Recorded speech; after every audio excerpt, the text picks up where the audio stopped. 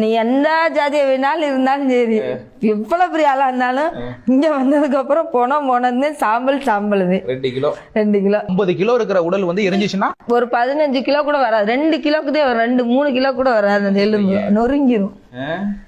அவ்வளவு எலும்பு தானே, கறி ஃபுல்லா வெந்தாயிரும். அப்ப என்ன செய்ய, வெறும் எலும்பு தானே கிடக்கும். சிலது 90 மாதிரி வரும். எர்ராட்டி வச்சு எரிச்சோம்னா 90 மாதிரி வரும்.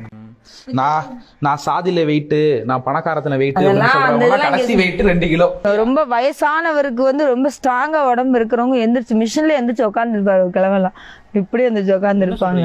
ஆமா, பட் ஆனா மூஞ்சி ஃபுல்லா மழுக்குன்னு இருக்கும். இந்த மூக்குக்கு மட்டும்தான் 2, இந்த இடத்துல மட்டும்தான் 2. எரிக்கிறப்ப எப்படி எந்திரிச்சு உட்காந்துருப்பாங்க? இந்த இடுப்பு இருக்குல்ல, இப்படி படுத்து கிடக்கல, டபக்குன்னு எந்திரிச்சு இப்படி உட்காந்துருவாரு. கையை ஊண்ட மாதிரி. ஆனா கை ஊண்டாது. நமக்கு அது திடீர்னு பார்த்தோம்னா பயமா இருக்கும்ல. அது படக்குன்னு பார்க்கணும் பயமா இருக்கும். அது பழகுனாலும் ஒண்ணும் தெரியாது. அதாவது கொழுப்பு சத்து உள்ள எல்லாருமே சீக்கிரம் எறிவாங்க. ஜென்ஸ் மட்டும் எரிய மாட்டாங்க சாமானியத்துல. ஏன்னா அவங்க வேலை ரொம்ப அதிகமா பாக்குறவங்களுக்கு அவங்களுக்கு வந்து எப்படி இருக்கும் அப்படின்னாக்க கை காலெல்லாம் ரொம்ப ஸ்ட்ராங்கா இருக்கும். அந்த கொழுப்பு கரைஞ்சிருக்கும். கொழுப்பு சத்து இருக்காது. பட் சாப்பிட மாட்டாங்க.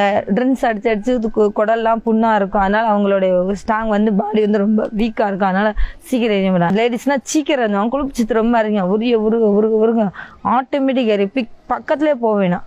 ஹைட்டுக்கு வரைக்கும் எரியும். இந்த புகை அவ்வளவு வரைக்கும் வரும். ஆனா இதே ஆம்பளை இருந்தா கம்மியா தான் வரும். இவ்வளவு தலைக்கு தான் அந்த எரியறப்ப அந்த பெண வாடம்பாங்கல, அதெல்லாம் அடிக்குமா? இதுக்குள்ள வந்து அந்த வடை வராது. ஏன்னா 4 பக்கம் காத்துனால இந்த சொடலை வடை வராது இதுக்குள்ள.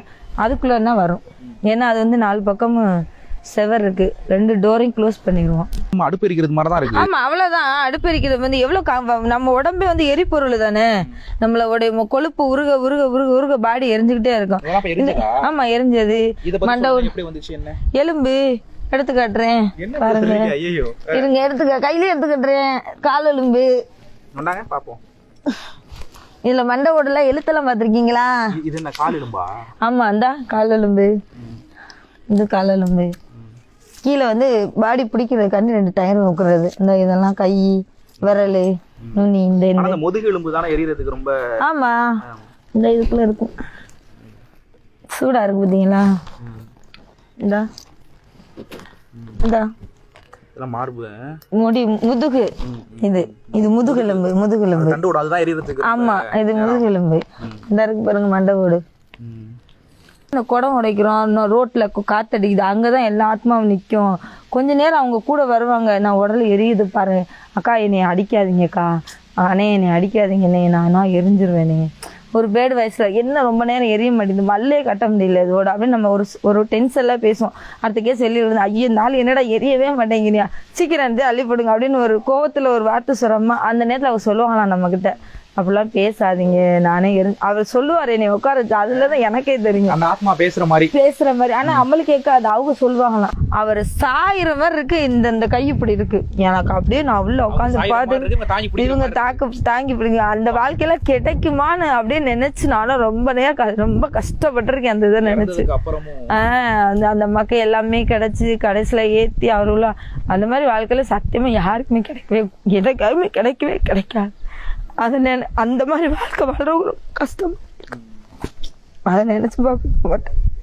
நம்மள சொல்லுவாங்க, நான் அப்படி பார்த்தேன் இப்படி பார்த்தேன், நீ என்ன பார்க்க, கணவன் மனைவினா அப்படிதான் இருக்கணும்னு என் வாழ்க்கைய நினைச்சு நான் சொல்றேன்.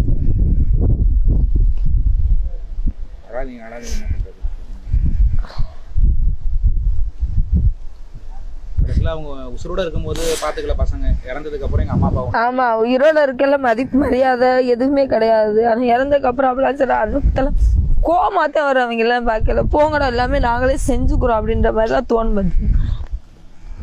சும்மா சொல்லுவாங்க அம்மா இருக்கு அப்படி இருக்கு இப்படி இருக்கு நாங்க பாத்துக்கிறோம். அதெல்லாம் எந்த பிள்ளையும் சரி, எந்த பொம்பளை பிள்ளையும் சரி ஆம்பளை பிள்ளையும் சரி ஒரு அளவோட தான் நம்ம வந்து பாசத்தை காட்டணும். அதுக்கு மேல காட்டக்கூடாது. வீட்டுக்காரு ஒண்ணுதான், அவருக்குன்னா இவங்களுக்குன்னா என்னோட இதுல நான் சொல்றேன்.